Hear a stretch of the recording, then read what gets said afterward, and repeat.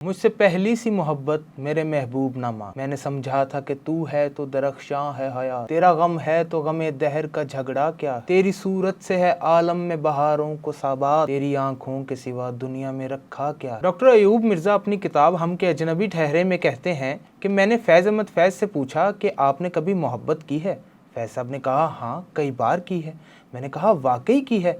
फैज़ साहब बोले हाँ, तुम पहली मोहब्बत की बात कर रहे हो ना, मोहब्बत हमेशा पहली ही होती है, बाकी तो जो है हेरा फेरी है। मैं हूँ खावर बुखारी, चश्मे फलक ने देखा कि एक नए व्लॉग के साथ आपको कहता हूँ खुशामदीद। नाज़रीन, आज जिस शख्सियत का मैं तस्करा करने जा रहा हूँ वो शायर भी हैं, अदीब भी हैं, कॉलम निगार भी हैं, जनाब फैज़ अहमद फैज़। उर्दू शायरी पढ़ने वाले हर शख्स की अमूमन पहली पसंद फैज़ अहमद फैज़ समझे जाते हैं। फैज़ अहमद फैज़ की मकबूलियत चाहे शायरी से ज्यादा हो, लेकिन वो एक बाकमाल राइटर और लिखारी भी थे। फैज़ अहमद फैज़ की सवाना हयात का तस्करा करने से पहले मैं उन्हीं का एक मिसरा उनकी शान में कहना चाहूंगा। फैज़ अपने बारे में खुद लिखते हैं कि मकाम फैज़ कोई राह में जचा ही नहीं। फैज़ अहमद फैज़ के वालिद साहब सुल्तान मोहम्मद सियालकोट के मशहूर बैरिस्टर थे। फैज़ अहमद फैज़ यूं तो बचपन में क्रिकेटर बनना चाहते थे। अपनी ज़िंदगी के पछतावों में फैज़ अहमद फैज़ बताते हैं कि उन्हें ज़िंदगी में महज दो ही पछतावे रहे।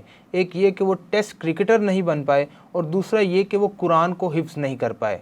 उन्होंने 3 सुपारे कुरान के हिफ्ज़ किए, बाद-अज़ां उनकी आंखें दुखने लगीं और उन्हें कुरान हिफ्ज़ करना छोड़ना पड़ा। फैज़ अहमद फैज़ ने अपनी शायरी का आगाज़ ज़माना तालीमी से ही कर दिया था। उस ज़माने में ये नसाब का हिस्सा समझा जाता था कि हर बच्चे को शेर कहना आना चाहिए, बैत और वज़न का पता होना चाहिए। ये बाकायदा नसाब का हिस्सा समझा जाता था। फैज़ अहमद फैज़ जब 10वीं जमात में पहुँचे तो उनके उस्ताद शम्सुल उलमा सैयद मीर हसन मीर की सदारत में एक मुशायरा रखा गया, जिसमें हर स्टूडेंट को कोई ना कोई एक गज़ल कहना है। फैज़ अहमद फैज़ ने अपनी शायरी का आगाज़ वहाँ से शुरू किया और वो बताते हैं कि उसमें कई शेर बेवज़न थे, लेकिन फिर भी मैं मुकाबला जीत गया और मुझे 1 रुपया इनाम दिया गया। फैज़ अहमद फैज़ ने MA English literature government college Lahore से किया और MA अरबी ओरिएंटल कॉलेज लाहौर से किया। उर्दू बोलने वाला कोई शख्स ऐसा नहीं जिसे फैज़ अहमद फैज़ का पता ना हो। फैज़ अहमद फैज़ ने उर्दू अदब को एक नई रोशनाई दी, एक नई उमंग दी। फैज़ अहमद फैज़ की शायरी बेशतर इलामा इकबाल से मुतासिर है और इसका सबूत उनकी एक नज़्म है जो उन्होंने इलामा इकबाल के लिए लिखी। उसी नज़्म के चंद अशार हम आपको फैज़ अहमद फैज़ का मजमूआ कलाम नुस्ख़ा हाय वफ़ा से सुनाते हैं। फैज़ अहमद फैज़ इकबाल के लिए कुछ यूँ लिखते हैं। आया हमारे देश में एक खुशनवा फ़कीर, आया हमारे देश में एक खुशनवा फ़कीर, आया और अपनी धुन में गज़ल ख्वां गुज़र गया। सुनसान राहें खल्क से आबाद हो गईं, सुनसान राहें खल्क से आबाद हो गईं, वीरान में कदों का नसीबा संवर गया। और फरमाते हैं, थी चंद ही निगाहें जो उस तक पहुंच सकीं, थी चंद ही निगाहें जो उस तक पहुंच सकीं, पर उसका गीत सबके दिलों में उतर गया। ये पूरी एक नज़्म फैज़ अहमद फैज़ ने इलामा इकबाल के लिए लिखी। 1936 में जब हिंदुस्तान में तरक्की पसंद तहरीक ने जोर पकड़ा तो फैज़ अहमद फैज़ उसके मरकज़ी किरदारों में से थे। फैज़ ने अपनी शायरी में मोहब्बत के गम को ज़िंदगी के दुखों के साथ खूबसूरती के साथ मिलाया जो जवानी के साथ जुड़े हुए थे। 1939 में जब उनका पहला मजमुआ नक्शे फरियादी छपा तो अदब की दुनिया में एक हलचल मच गई। इस दौरान उन्होंने अदब लतीफ़ की इदारत की जिम्मेदारी भी संभाली। 1940 में फैज़ को हेले कॉलेज ऑफ कॉमर्स लाहौर में लेक्चरार मुकर्रर किया गया। ये वो दौर था जब आलमी जंग अपने अरूज पर थी और कौमें फस्तायत यानी फाशिज्म के खिलाफ मुत्तहिद हो रही थी। नतीजतन फैज़ भी फौज में शामिल हो गए। 1947 में पाकिस्तान बनने के बाद फैज़ अहमद फैज़ ने दी पाकिस्तान टाइम्स इंग्लिश रोजनामा की इदारियत भी कबूल की। दी पाकिस्तान टाइम्स में बड़ा ओहदा संभाला। फैज़ अहमद फैज़ दी पाकिस्तान टाइम्स के लिए कॉलम लिखा करते थे। इसके बाद वो रोजनामा अमरोज के एडिटर मुकर्रर हुए और सहाफत में भी बड़ा नाम कमाया। उनका दूसरा मजमुआ दस्ते सबा हैदराबाद में जेल में उनकी कैद की याद में है। फैज़ साहब को जब इस जुर्म में कैद कर कर जानी पहचानी राहों से बेड़ियों और हथकड़ियों में गुजारा गया तो फैज़ साहब को देखकर एक मजमा आम इकट्ठा हो गया। फैज़ साहब ने वहीं अपनी शोहरा आफाक नज़्म कही, आज बाजार में पाबजौला चलो।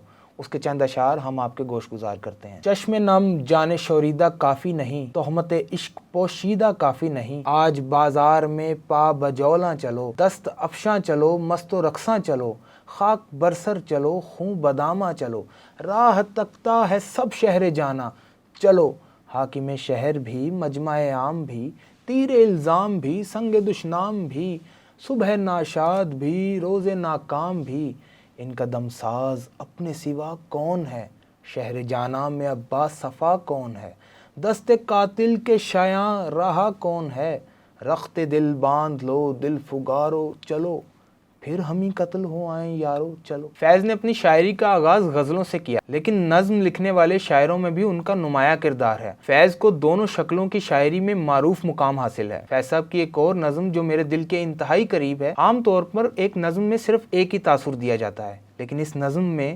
تنہائی ہے، اس نظم میں دوستی ہے، اس نظم میں للکار ہے۔ دیکھیے یہ نظم کتنی خوبصورت ہے۔ فیض صاحب فرماتے ہیں، پھر کوئی آیا دل زار، نہیں کوئی نہیں، راہ رو ہوگا کہیں اور چلا جائے گا، ڈھل گئی رات بکھرنے لگا تاروں کا غبار، لڑکھڑانے لگے ایوانوں میں خوابیدہ چراغ، سو گئی راستہ تک تک کے ہر ایک راہ گزار، اجنبی خاک نے دھندلا دیے قدموں کے سراغ، گل کرو شمیں بڑھا دو میں و مینا و ایاغ، اپنے بے خواب کے واڑوں کو مکفل کر لو کہ اب یہاں کوئی نہیں آئے گا۔ فیض صاحب کی غزلوں کا ترجمہ کئی زبانوں میں ہو چکا ہے، اور علامہ اقبال کے بعد فیض احمد فیض واحد شاعر ہیں جن کی کتابوں کا سب سے زیادہ ترجمہ کیا جا چکا ہے۔ فیض احمد فیض کو بڑی تعداد میں علمی ایوارڈ سے بھی نوازا گیا۔ فیض احمد فیض کی غزلیں تقریباً ہر مقبول گلوکار نے گائیں اور شہرت کی بلندیوں تک پہنچ گیا، جن میں سب سے بڑا نام مہدی حسن خان صاحب کا ہے۔ فیض احمد فیض کے شاعری مجموعوں میں نقش فریادی، دست صبا، زندہ نامہ، دست تہسن، سروادی سینہ، شام شہریاراں، میرے دل میرے مسافر، ان کی مکمل شاعری نسخہ ہائے وفا میں موجود ہے۔ فیض احمد فیض 20 نومبر 1984 کو لاہور میں انتقال کر گئے۔ ہم یہ دعا کرتے ہیں کہ فیض احمد فیض کو اللہ تعالیٰ جنت الفردوس میں اعلیٰ مقام عطا فرمائے۔